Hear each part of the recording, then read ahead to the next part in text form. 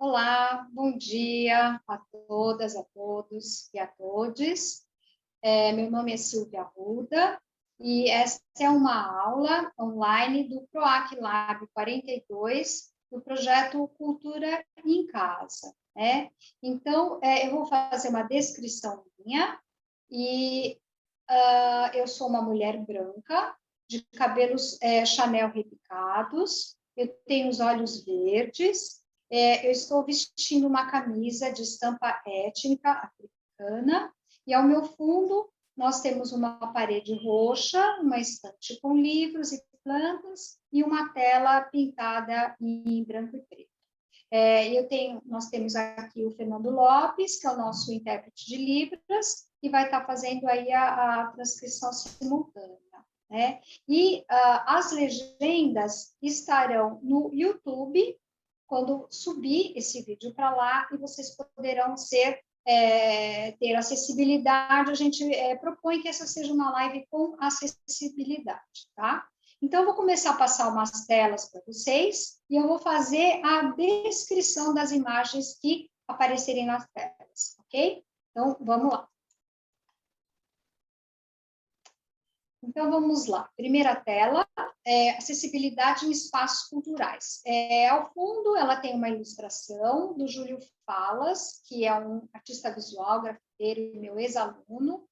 E então, é uma ilustração, são 6 homens, desenhados à mão, fundo colorido, como se fosse assim, aquarelado, sendo que o primeiro é um menino, o segundo é um senhor de idade, o terceiro é um rapaz alto, com cabelão black power, bem magro, e ele usa órteses, ele tem as pernas amputadas do joelho para baixo.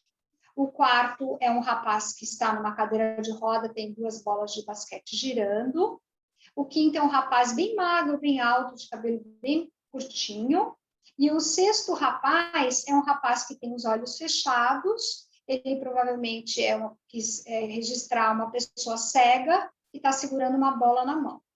Então, eu coloquei o título em braille também, mas como uma lembrança, como uma licença poética, né? Porque, na verdade, o braille, a gente não consegue ler ele se não tiver relevo. Então, ele é lido através de relevo, é lido com os dedos, ok? Então, vamos lá.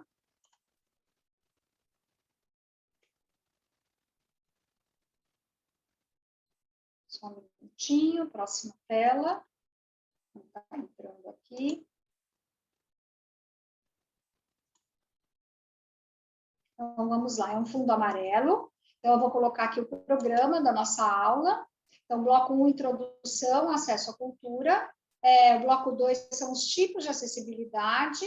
E o bloco 3 são as boas práticas.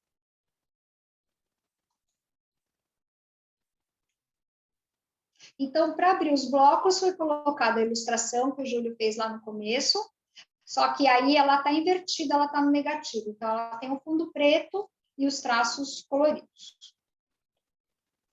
Então, a primeira tela tem, na verdade, um gráfico ilustrado, né, do que seriam a maioria das populações que provavelmente não tem tanto acesso aos equipamentos culturais. Então, falando um pouco de acesso, né, a gente define acesso pelo oposto dele, né? E, na verdade, o oposto do acesso é a palavra exclusão. Então, é o fato de alguém nunca ter participado de determinadas atividades culturais, porque elas não têm acesso a esse equipamento cultural. Tá? Então, nós temos a primeira fotografia, é um símbolo de um cadeirante, temos uma população de 45 milhões de pessoas com deficiência. Temos a segunda imagem, é um rapaz negro com o boné virado para trás, temos 29 milhões de jovens. A terceira fotografia é um casal de idosos, nós temos 26 milhões de sênior. A quarta fotografia é uma moça negra, sorrindo com flores na cabeça, nós temos uma população de 113 milhões de negros. A quinta fotografia é um coração desenhado num vapor de um vidro com um fundo colorido. Nós temos 20 milhões de LGBTQI+. E a última fotografia representa uma mulher dizendo que nós temos 104, milhões de mulheres no Brasil. Esses dados são do IBGE e de algumas outras associações, tá? Então, para quem que nós estamos fazendo o projeto? Isso que nós temos que pensar. Nós estamos fazendo para algum destes segmentos específicos, para mais de um ou para todos os segmentos. Então, se nós estamos fazendo para todos os segmentos, a gente não pode deixar de levar em conta todo este público. Próxima tela.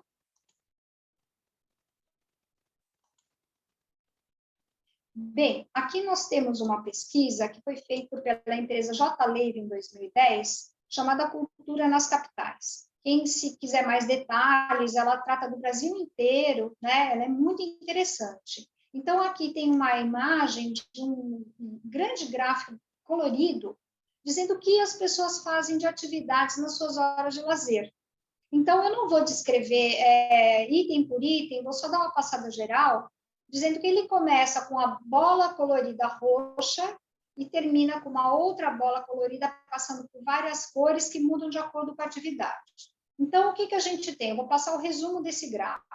Nós temos 29%, a maioria da população usa televisão, internet e celular como lazer, passando depois, na sequência, por leitura, esportes, passeios, descanso, encontro com a família e amigos, jogos eletrônicos, enfim, nós vamos indo nessa toada até chegar aqui no que nos importa, que é as atividades culturais. Então, apenas 6% da população utiliza as atividades culturais como lazer.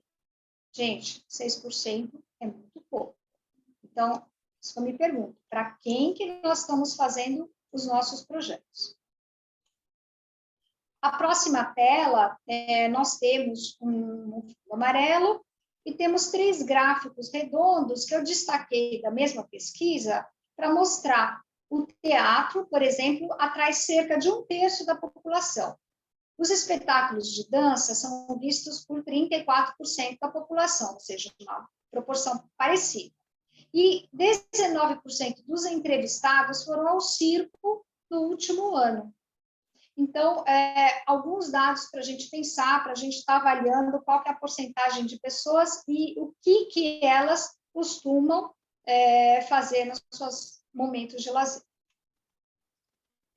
Então, a próxima tela, o título dela é Desafios, ela tem um fundo vermelho. E aí nós temos aqui, passando mais para a esfera da acessibilidade, né?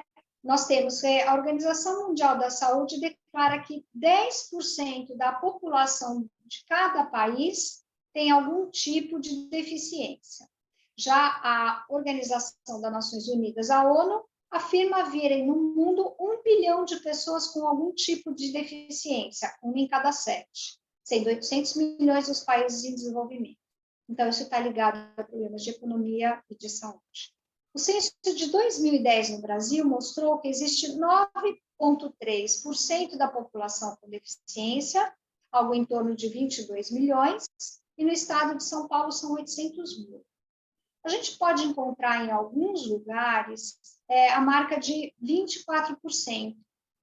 Só que foi feita uma revisão no censo do IBGE para a gente ter os mesmos parâmetros que outros países do mundo. Então, essa proporção, ela caiu um pouco, né? Ela ficou mais ou menos parelha com os dados de todos os países, né? Mas, enfim, quem estranhar é porque realmente teve esse ajuste e a gente trabalha com esse ajuste. Mesmo fazendo esse ajuste, são 22 milhões, não é pouca gente, né? A próxima tela, bloco 2. Então, aí nós temos novamente a ilustração do Júlio Falas, com o fundo preto, ela está em negativo.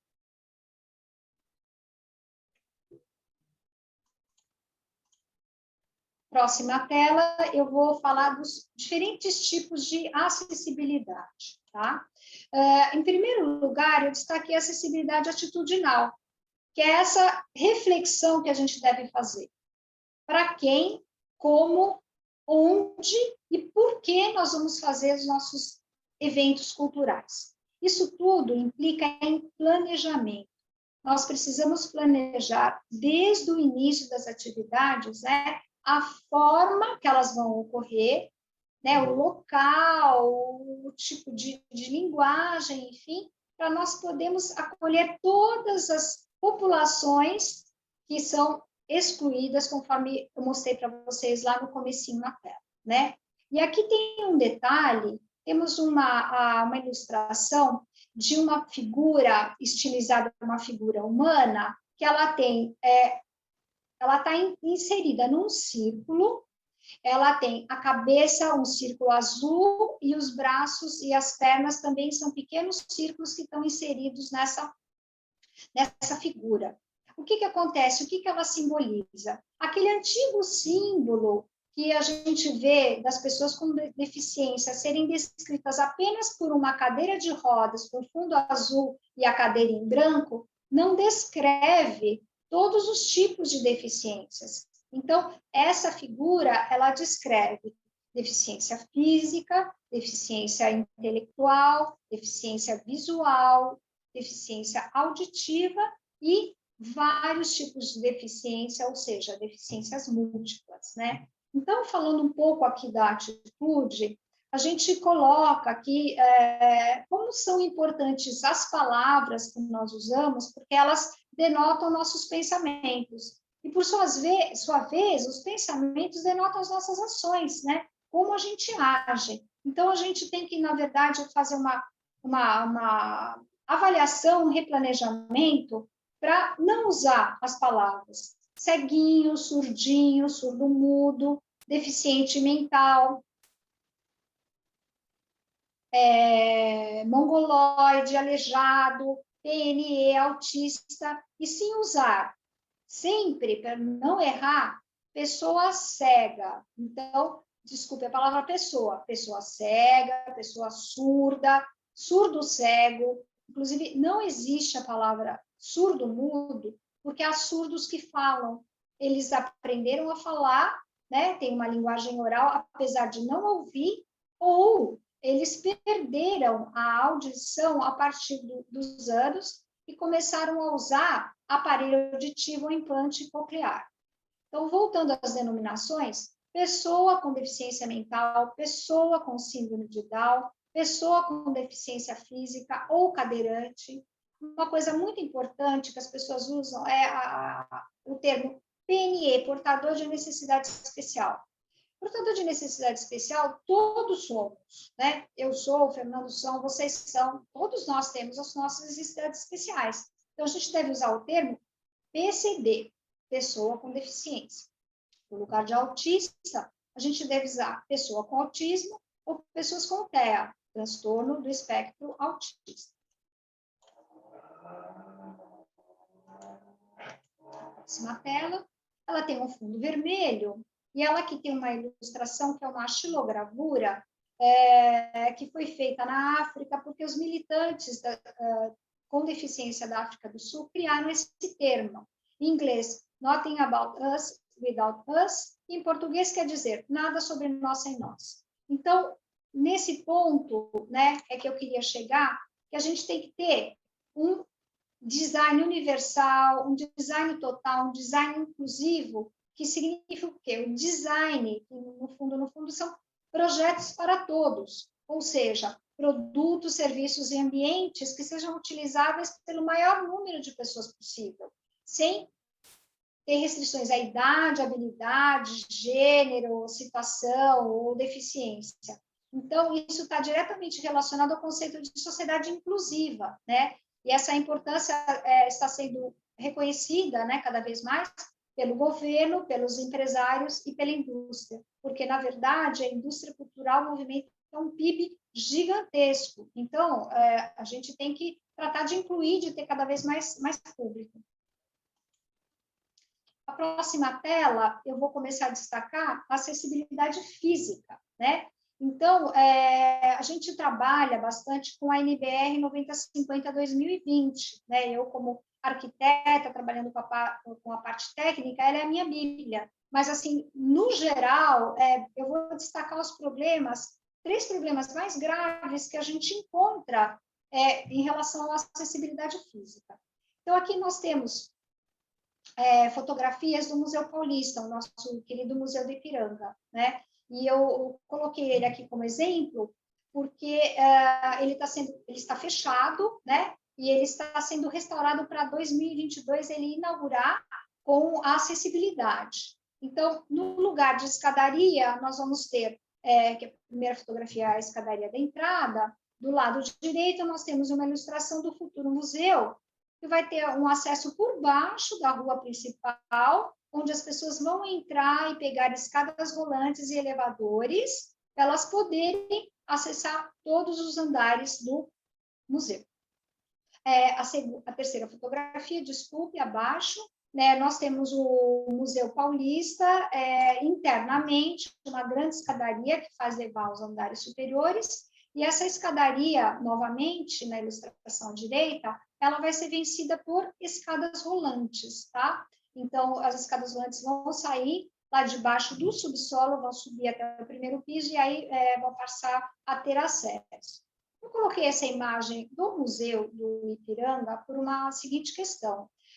Muitas vezes os espaços culturais são grandiosos, são imponentes, são até assustadores, né? Você passa na porta e fala, puxa, eu acho que esse espaço não é para mim, não é para minha tribo, né? Não posso entrar aí, né? Quem sou eu para acessar esse lugar, né? Inclusive, eu também ouço relatos de muitos gestores dizendo que as pessoas não sabem que lá dentro tem um museu. Alguns acham que é uma igreja, outros acham que é uma catedral, outras acham que é um palácio, outras acham que é uma residência de algum milionário e acabam não entrando. Então, eu também destaquei o Museu Paulista porque ele tem um trabalho extramuros importantíssimo, assim como tantos outros museus. O que significa isso? Que esse trabalho está sendo feito para além do interior, para além das paredes do espaço onde ele habita. Então, as pessoas estão fazendo um trabalho de extroversão, estão indo atrás da sua vizinhança, indo atrás dos seus públicos, indo atrás de parcerias locais. O Museu Paulista, por exemplo, faz uma parceria com o Sesc Ipiranga. Então, eles trocam públicos, trocam espaços, enfim, amplificam, né, o conceito do bairro, da história, do pertencimento, né? Eu acho que seria importante a gente pensar nos projetos de nós alcançarmos esses públicos que estão para fora do nosso espaço, para a gente não ficar fazendo nossos projetos para aqueles 6% de pessoas, né, que a gente comentou lá no comecinho. Então, a próxima tela, eu coloquei uma imagem de um banheiro acessível ideal. Então, vocês veem que eles têm barra, tem espelho, tem pia de canto, né? Então, assim, a preocupação aqui não é técnica em falar das medidas, o que deve ser feito, isso é coisa para técnicos, isso é coisa para a gente resolver. Mas, minimamente, 3 coisas que eu considero fundamentais, né? Não usar esse vaso que ele tem um buraco na frente, porque esse vaso é um vaso hospitalar, ele é utilizado erroneamente. Então, uma pessoa que tem problemas nos braços e nas pernas, tem dificuldade de locomoção ou de manipulação, ela cai de um vaso desse, né? Esse vaso é para ser usado em hospital, para troca de sonda, higienização, ele não é para ser usado em todos os locais.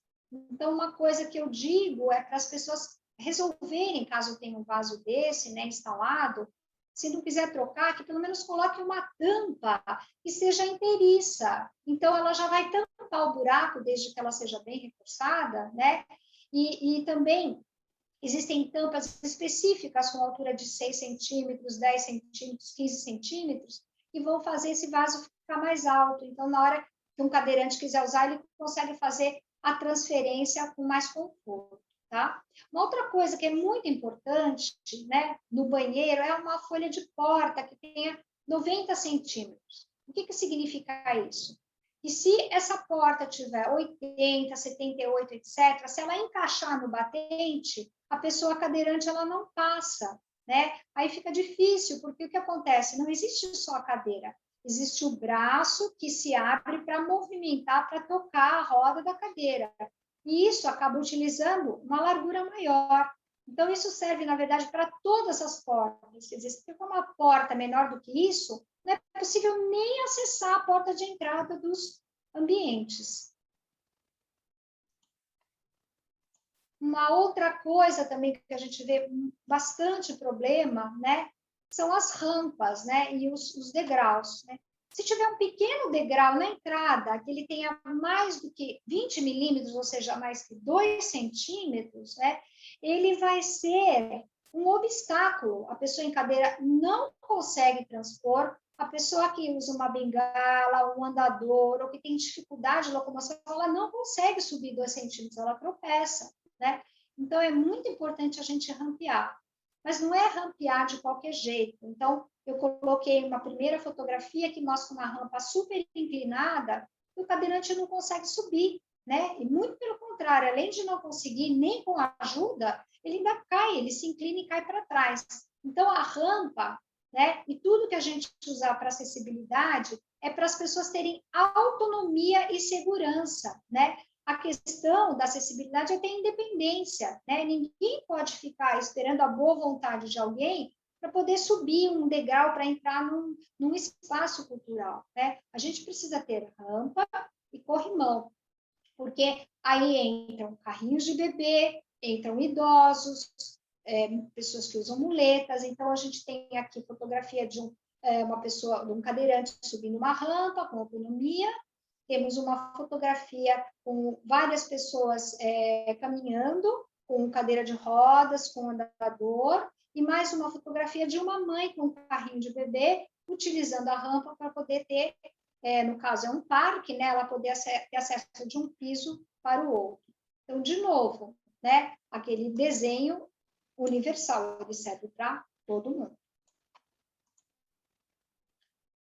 A próxima tela está ligada à acessibilidade comunicacional, né? Do que ficou mais do que nunca nos nossos dias e na pandemia principalmente, né? Importante, a gente está se comunicando muito virtualmente, muito por redes sociais, né? Então, eu vou destacar aqui alguns aspectos que eu acho que são fundamentais. A primeira fotografia mostra uma profissional de estenotipia, teclando no seu estenótipo, e aí fazendo legendas ao vivo, né? Que a gente chama de closed caption, porque ela é oculta, né? Legenda oculta. Então, ela fica no seu celular, na sua televisão, enfim, no seu celular, no seu computador, e você aciona quando você quiser, né? Ela não vem automática. Então, inclusive, essa live a gente vai subir ela no YouTube, e o YouTube tem a opção de ter legendas, tá? Então, outra coisa muito importante é o texto alternativo. A gente pode usar no PowerPoint, esse PowerPoint que eu estou utilizando, eu fiz até aqui um print do exemplo, né?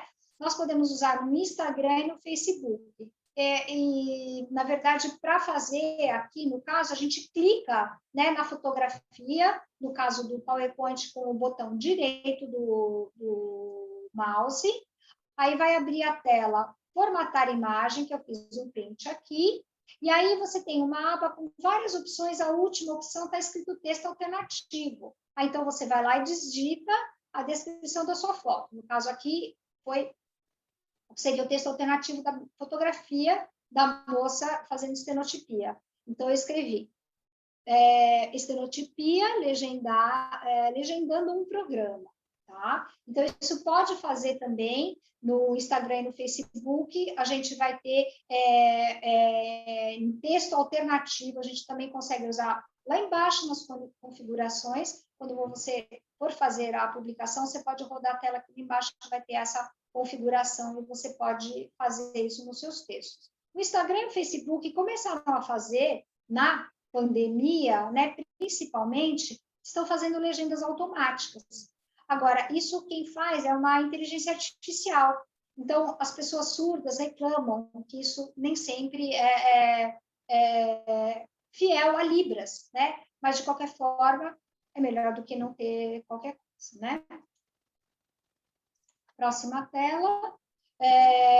Então, a gente está falando aqui novamente da janela em Libras, que Libras é a língua brasileira dos sinais, né? Específica para a população surda que fala Libras. Então, aqui de novo, eu vou dizer para vocês que só Libras não resolve. A gente precisa ter a legenda justamente por causa dos surdos oralizados, tá? Então, nós temos uma fotografia, que é um print de uma tela, de uma cena de um filme, e nós vemos um intérprete de Libras, e embaixo vemos a legenda do que eles estão conversando. Nós temos também a possibilidade, né, de fazer um convite acessível, ou seja, aquele convite que ele tem Libras, audiodescrição e legendas. Eu vou tocar um pouquinho aqui para vocês conhecerem. Convite acessível. Olá, tudo bem? Meu nome é Beatriz, eu sou intérprete de Libras, uso uma camisa preta e estou posicionada ao lado direito da tela. Atrás de mim tem um fundo branco e à esquerda da tela uma imagem que será descrita no final. Esse vídeo tem acessibilidade em Libras e português.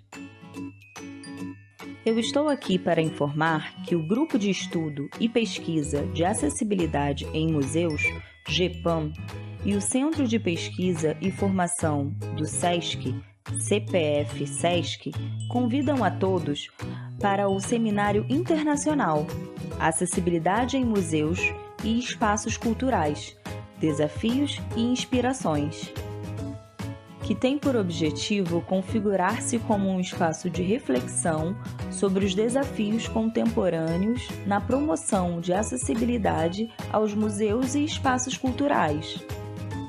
Com o apoio do Memorial da Resistência, Memorial da Inclusão, Secretaria de Estado dos Direitos da Pessoa com Deficiência, Museu de Microbiologia do Instituto Butantan, Instituto de Estudos Brasileiros, Museu Paulista, Museu de Artes Contemporânea da USP e Museu de Artes Contemporânea de Bogotá.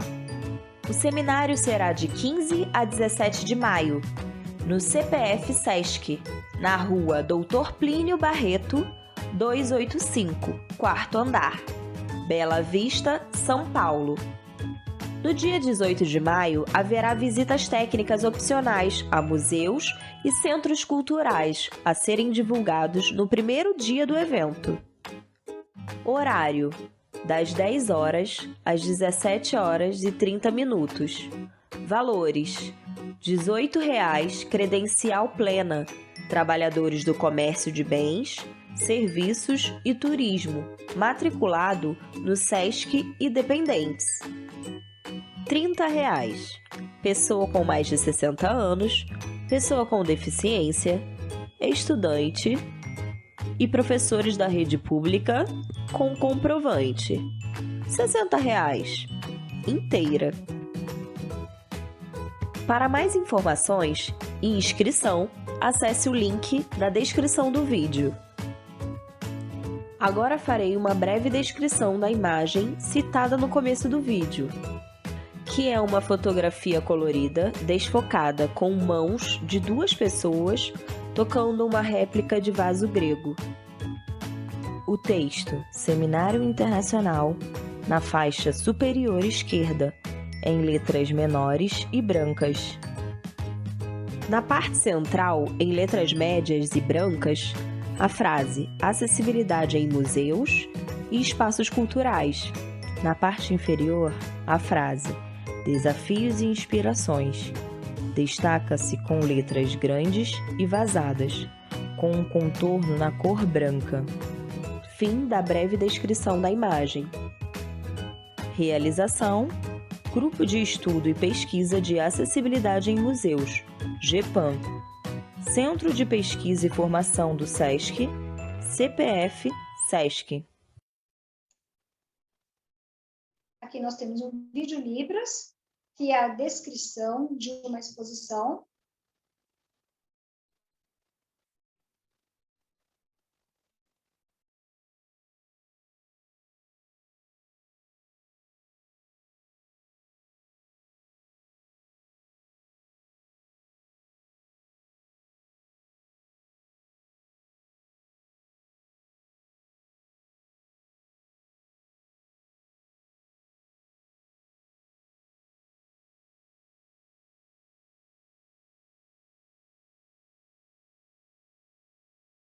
E aqui à direita, a gente tem a possibilidade de ter um audioguia também.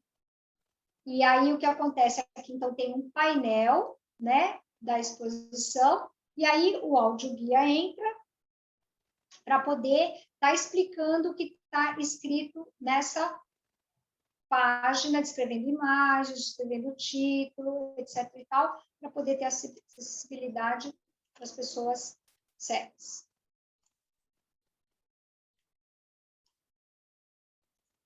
9. Eureka. Esse módulo ocupa toda a bancada posterior encostada na parede esquerda do espaço memória após... Textos em braille, tá? Então, é possível com os textos em braille fazermos catálogo, placa de sinalização, folder, mapa tátil e QR Code com relevo tátil.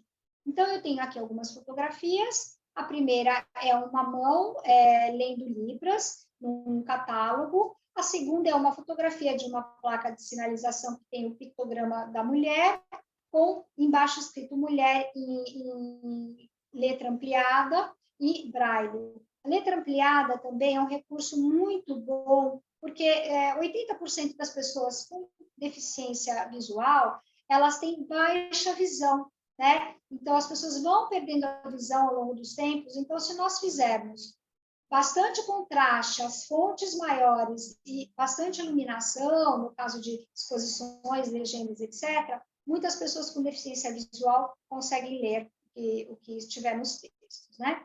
Do lado agora do QR Code, nós temos uma imagem de QR Code, do lado dele tem uma obra de arte, que foi feita a descrição dela em audioguia, e depois é feita a gravação dela na forma de QR Code, e ele sendo relevo, tendo relevo tátil, a pessoa consegue tocar, saber que ali está o QR Code, ela aponta o QR Code, que é um aplicativo gratuito, que tem, a gente pode baixar no celular, e ela vai ouvir, né, a descrição, o audioguia daquela imagem para onde ela está apontando. Outro tipo de comunicação que nós temos também é a comunicação alternativa. Existem pessoas que têm problemas de fala, né, ou pessoas com deficiência intelectual. Então, nós temos essa possibilidade de usar esses pictogramas que descrevem, né, situações ou palavras breves ou objetos. Então, a pessoa aponta o objeto e ela vai formando a frase que ela quer falar. Ou se a pessoa não conseguir apontar, existe um teclado que se coloca na cabeça, e com esse teclado, se a pessoa não mexe as mãos, ela vai teclando e apontando a imagem que ela quer. Ou ainda, se a pessoa tiver alguma esclerose, não conseguir mexer nem a cabeça, há pessoas que mexem só com os olhos, né? Elas podem usar um equipamento que chama TOB-Eye. É um equipamento que fica acoplado no computador, que é um sensor do movimento dos olhos. Então, conforme as pessoas vão olhando para os pictogramas ou para as letras do computador, o TOB-Eye vai captando esse movimento e vai escrevendo o texto, e ao final de ele escrever o texto, ele fala em áudio a frase que a pessoa quis estar dizendo no caso. Do lado do pictograma das figuras, nós temos uma cartela com letras que muitas pessoas também usam para se comunicar. Então, tem o abecedário e é utilizado da mesma forma, né? Ou apontando, ou a pessoa pode piscar também, dizendo a letra que ela quer, quando ela acertar, ou então também pode ser usado com o TOB-Eye que eu descrevi para vocês. Então, bloco 3, aqui é uma ilustração feita pelo artista visual e grafiteiro Júlio Fala, só que agora são mulheres que estão nessa ilustração, é um fundo preto. Nós temos aqui 7 mulheres, sendo que a primeira é uma mulher muito alta, usa um cabelo black power bem grandão, bem armado, está segurando uma bola de basquete. A segunda é uma menininha, que ela está usando um óculos e uma bengala, é uma criança cega e está segurando uma bola. A terceira mulher, ela tem o cabelo preso no rabo de cavalo e ela usa órteses, ela é amputada dos joelhos para baixo.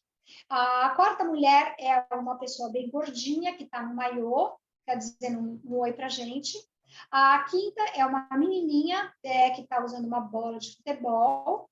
A sexta pessoa é uma mulher, né, que está com o cabelo cortado bem curtinho, quase que raspado.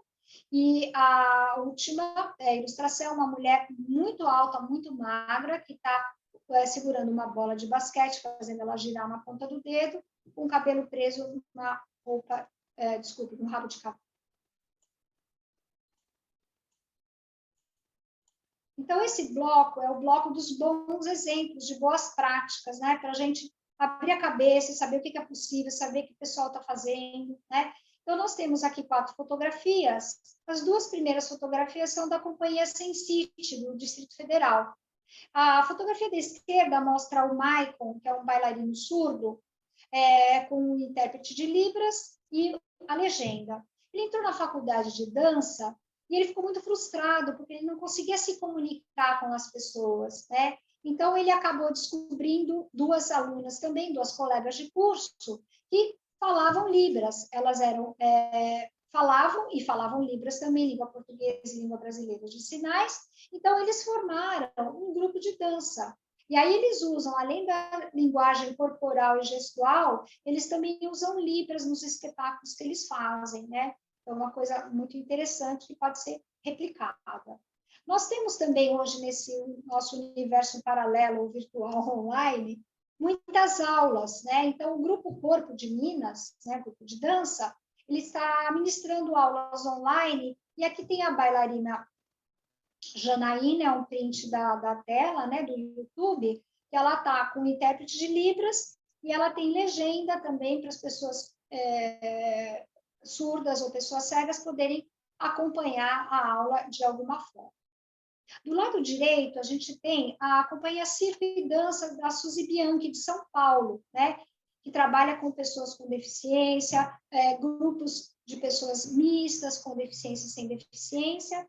E aqui nós estamos vendo uma fotografia do ator, que tem uma pessoa com nanismo, Giovanni Venturini, que está em pé sobre uma moça que está abaixada. Essa moça tem síndrome de Down, e eles estão fazendo um espetáculo de circo.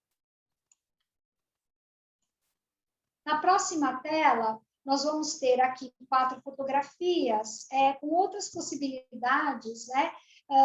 Na primeira fotografia, nós temos o Edinho Santos, que é um poeta, ele é surdo, é um surdo oralizado, e aí ele faz parte de um trabalho chamado Slam do Corpo, que pessoas surdas e pessoas falantes recitam poemas, né? Então, no caso aqui é um outro grupo que ele trabalha, que aconteceu a situação invertida, que eu achei muito interessante. Ele está falando Libras, fazendo a sua poesia, e agachado, segurando o microfone, está o James Bantu. Ele está falando o que o Edinho faz, falando em português, o que o Edinho faz em Libra. Então, é uma situação exatamente invertida do que está acontecendo agora. Eu estou falando e o Fernando está interpretando. Lá no caso, o Edinho está falando Libras e o James está interpretando em português. A segunda fotografia é um print de YouTube de um rap com Libras, né? Foi feito uma Slam do Corpo no Sesc Belenzinho em 2018. Do lado esquerdo, nós temos a intérprete Erika Mota, fazendo um depoimento de como é fazer rap ou hip hop com Libras. E à direita, a gente tem uma fotografia do rapper fazendo a sua apresentação, e ao lado, a Érica fazendo a interpretação. E é uma coisa bonita de se ver, vocês podem procurar no Google, como eles conversam, ela o ouve, ele para e ela vê, é uma coisa muito expressiva, é muito bonito assistir um espetáculo com Libras, é muito potente, né? Aqui embaixo nós temos um outro exemplo, que é o Slam das Minas e dos Manos, né? Feito em São Paulo. Então, o Cauê Gouveia, ele fala em português e Libras, e a Caterine, ela fala só em Libras, né? Então, eles conversam, eles fazem quase que como se fosse, nesse caso, um manifesto, né? Sobre as pessoas surdas. Mas como assim? As pessoas surdas falam, não falam? Elas se expressam, elas não se expressam? Elas têm cara de surda, não têm cara de surda? como é que é essa história, né? Então, é muito interessante esse trabalho deles. Aqui, na última fotografia, nós temos um palco com atores e uma intérprete de Libras na frente, né? Então, a gente tem o Tucarena aqui em São Paulo e o Teatro Vivo, que sempre tem espetáculos com Libras, aí é só dar uma procurada na programação, né? É bastante comum terem, né? Existem, enfim, várias atividades, cinema com Libras, Netflix agora também tem closed caption, cinema com legendas. Então, assim, o tempo que a gente tem não é suficiente para explicar a quantidade de coisas que é possível. Então, eu dei uma pincelada do que estava mais, eu achei que era mais importante para vocês. Aqui nós temos duas fotografias de exposições que eu realizei, exposições com acessibilidade em São Paulo. À esquerda nós temos a Fundação Dorina Noel.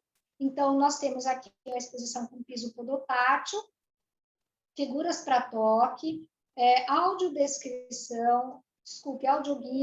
com audiodescrição dos painéis. Nós temos as bancadas vazadas para os cadeirantes poderem entrar e tocar em objetos. Nós temos catálogos em Libras, legendas legendas em braille tinta ampliadas. E aqui ao fundo, em cima de uma bancada isolada, né, nós temos uma maquete, foi feita uma reprodução da exposição para as pessoas cegas poderem tocar e sentir o trajeto, sentir o volume, sentir tudo que está acontecendo na exposição. Na fotografia do lado direito, foi uma instalação que eu fiz para o Sesc Verão 2020 Ipiranga, onde existia esporte adaptado, onde existia slam, onde existiam oficinas de esporte adaptado, oficinas de estilogravura, de fotografia, e essas oficinas aconteciam simultaneamente em Heliópolis e no Sesc Ipiranga. Então, o pessoal do Sesc Ipiranga ia para Heliópolis, o pessoal de Heliópolis ia para Ipiranga, né? Para o Sesc Ipiranga. Então, é isso que eu falei para você, gente, dessa troca de públicos, essa inclusão de públicos, né? Que a gente tem que ir aonde está o público, né? Nós temos aqui a terceira fotografia, é um grupo de pessoas e ao lado delas tem um grafite na parede, né? Esse grafite é um grafite acessível, que foi realizado pelo querido Júlio Falas. Então, ele tem pessoas na família com surdos cegas, então ele teve a brilhante ideia de fazer o grafite com relevo. Então, esse grafite tem árvores com textura, nuvens com textura, sol brilhando com textura, rio com textura e uma cidade poluída com edifícios também com textura. Então, achei uma ideia sensacional, quis trazer aqui para vocês como opção também. E aqui, na última fotografia, é um print de uma tela de uma live acessível, né? Foi uma live realizada pelo Sesc, um programa Ideias em Casa com o Sesc, onde nós temos 4 janelas, são 3 palestrantes e um tradutor de Libras, intérprete de Libras, e aí a gente tem aqui, foi feita a estenotipia, foi feita a legenda ao vivo, né? Foi uma das primeiras vezes que eu vi a estenotipia, a legenda ao vivo em lives, né? E essa é uma live acessível e eu espero que elas aconteçam bastante daqui para frente. Gente, eu acho que é isso que eu queria passar para vocês, né? Há muita coisa a ser passada, mas eu quis dar uma pincelada geral em alguns aspectos para vocês poderem abrir a mente, expandir o público, trazer mais acesso, né? Porque, enfim, com essas dificuldades todas que nós temos tendo da pandemia, dificuldades políticas, gente, a educação e a cultura que podem nos unir, né? Nos salvar, e olha, vamos combinar, tá? Ninguém perde a conexão de ninguém, né? Que é uma forma da gente poder estar unidos, tá? Então, olha, eu sou a Silvia Arruda, vocês podem me encontrar nas redes sociais, no Instagram, arquiteta, _Silvia, _Arruda, podem me encontrar no Facebook, Silvia Arruda, Arquitetura e Cenografia, e podem me encontrar também no YouTube, Silvia Arruda. A gente vai encontrar essa aula lá. Espero que a gente possa se conhecer pessoalmente um dia. Quem quiser perguntar alguma coisa para mim, ficar em dúvida, me procura nas minhas redes sociais. Então, gente, vamos em frente. Muito obrigado. Parabéns para nós todos. Parabéns e palmas em libras também. Até a próxima. Obrigadão, gente.